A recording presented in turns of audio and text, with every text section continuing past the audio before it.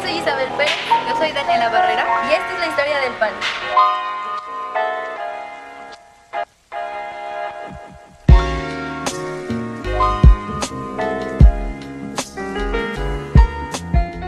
La historia del pan en la alimentación se desarrolla paralela a la historia del uso de los cereales por parte del ser humano. El pan es un producto directo del procesado manual de los cereales y es muy posible que fuese la primera aplicación alimenticia de estos. El pan, el aceite y el vino quizá fueron los primeros alimentos procesados en la historia de la humanidad. Los cereales por sí solos no pueden ser digeridos adecuadamente por el aparato digestivo humano. Esa es la razón por la cual los cereales son artificialmente procesados, molidos, remojados, entre otros. Y solo a partir de este momento empezaron a convertirse en alimentos básicos para el hombre, aportando carbohidratos. A lo largo de la historia de las culturas, el pan se ha ido elaborando con el cereal disponible en las zonas o la variable modificada más reciente.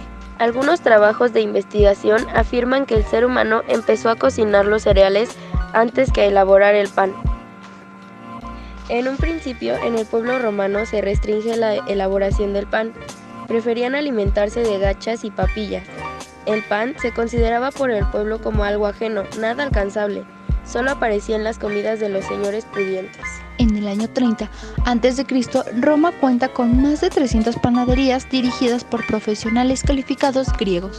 Los romanos mejoraron los molinos, las máquinas de amasar y los hornos de tal manera que hoy en día se denominan hornos romanos, a los hornos de calentamiento directo. Los romanos crearon el panis militares, especialmente fabricado para los soldados y que tenía larga duración, ya que durante sus marchas en pro de conquistas tenían una dieta basada en pan y vino. El pan en la Edad Media. Durante la Edad Media no se produjeron progresos notables en la panificación. Además del cultivo de trigo y de centeno, se continuó con el de cebada. En Europa, el cultivo de cereales descendió y con ello vinieron los periodos de hambre, la escasez del alimento base, la escasez del pan.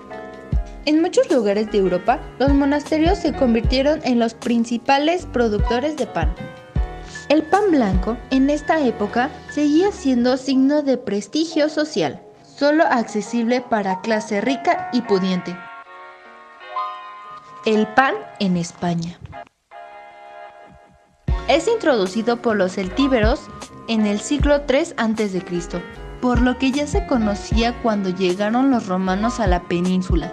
En la España mozárabe, el cultivo de cereales, que no era extenso, era suficiente y por eso el pan era alimento base de la dieta cotidiana. En cada casa el ciudadano amasaba el que iba a ser su futuro pan, le ponía una marca que lo distinguiera y lo llevaba a cocer a los hornos públicos. El panadero cobraba una tasa por ello. Durante esta época se consumía pan blanco y el llamado pan rojo, un pan más tosco formado por harina y salvado. Las primeras leyes que regulaban la panificación en nuestro país aparecen en el siglo XIV. La Hermandad de Panaderos Españoles, que en el siglo XV se transformaba en corporación de oficio, se mantiene hasta el siglo XIX. El pan en la religión. El cristianismo también ha utilizado el pan como símbolo. Jesús nace en Belén, que significa pan.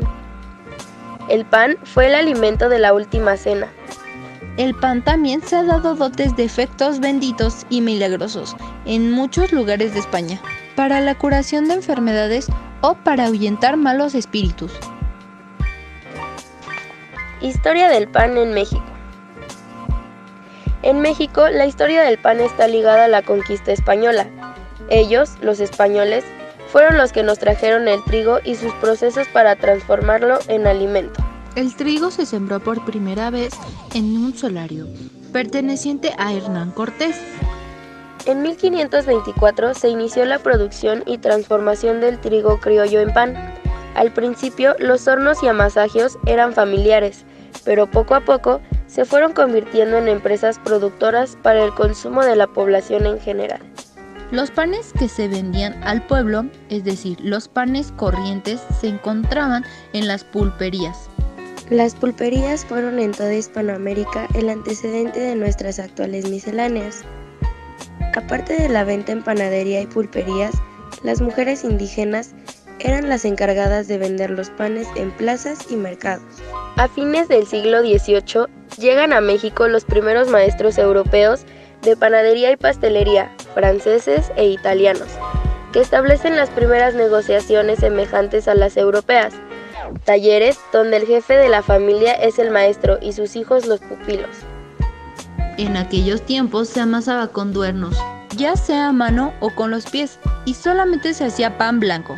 En 1880 había 78 panaderías y pastelerías en la Ciudad de México y un sinfín de indígenas que seguían haciendo sus productos en hornos calabaceros y vendiéndolos en mercados.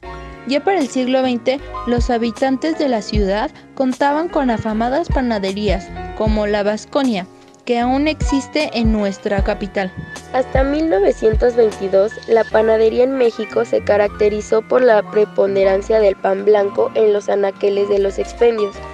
De 1923 a 1950 aproximadamente, empezaron a ofrecer bizcochería. Las panaderías no paraban, no le gustaba el pan que no estuviera recién salido del horno, sobre todo el bolillo y la telera. Para enfrentar a la competencia, los panaderos empezaron a ofrecer el bolillo calientito, para que la gente los prefiriera en vez de los otros que ya tenían tiempo de ser horneados. Y así empezó la costumbre de sacar pan caliente cada 20 minutos. En la década de los 50, un industrial llegó a una de sus panaderías y decidió darle la vuelta al mostrador, permitiendo que el cliente seleccionara y colocara su pan en la charola, iniciando con ello el autoservicio en panaderías.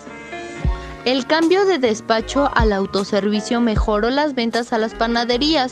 La que había sido una actividad reservada para las mujeres se convirtió en una tarea a la que ahora podrían también tener acceso los hombres. Sin embargo, también se fueron apagando los servicios, los nombres de los panes se fueron perdiendo, ya no se escuchaban los gritos de palos, piojosas, cuernitos y chilindrinas. El autoservicio en las panaderías significó también la dinamización de los proveedores, no solamente porque se incrementaron las ventas, sino porque también se inauguró la exhibición de piezas. El mobiliario y las decoraciones modernas juegan un papel muy importante, haciendo más atractiva la panadería. Durante los años 80, la industria comienza a recuperarse, inyectando energía y entusiasmo a sus empresas. El pan en México forma parte de una gran cultura y tradición. Por ello, es muy probable que sea el país con mayor variedad de panes, debido a que somos resultado de una fusión cultural indígena: náhuatl, tolteca, zapoteca, mixteca, otomí, maya, tarahumara, huichol, etc. Y lo que las culturas europeas, principalmente española y francesa, nos heredaron.